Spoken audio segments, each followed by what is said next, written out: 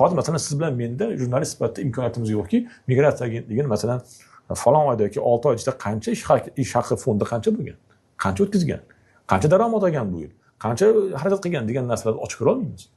Shu yopiq ma'lumotlar. Ana bitta o'sha sobiq xodim tomonidan ma'lumotlar chiqyapti, bilib qolyapmiz boshqa. Agar bu chiqarmasa biz bilmaymiz bu narsani. Shunday imkoniyat. O'zi aslida ochiq hukumat bo'lgandan keyin mana shu narsa o'sha prezident farmonida bor, vazirlar mahkamasi qarorida bor. Bular ochiq bo'lishi kerak. Har qanday tadqiqotchi jurnalist ochib uni ko'rib, solishtirib savollar berish kerak.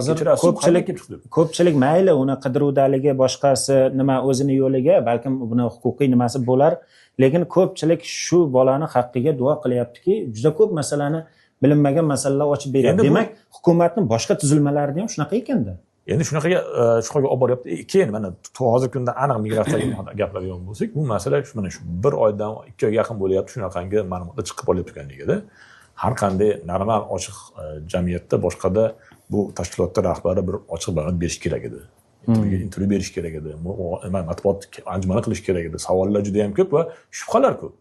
Ya'ni bular haligi o'ylamaslik kerak edi. Men agar bular bir yakka shaxs bo'lsa, bir tadbirkor bo'lsa yoki bir show biznes vakili bo'lsa ekan, odamlar mish-mish qilyapti deb e'tibor bermay qo'yveraman. Men bundan yuqoriman desa. Ha, bular davlat xodimisan, o'sha odamlar to'layotgan soliqlar hisobidan oylik olyapsan.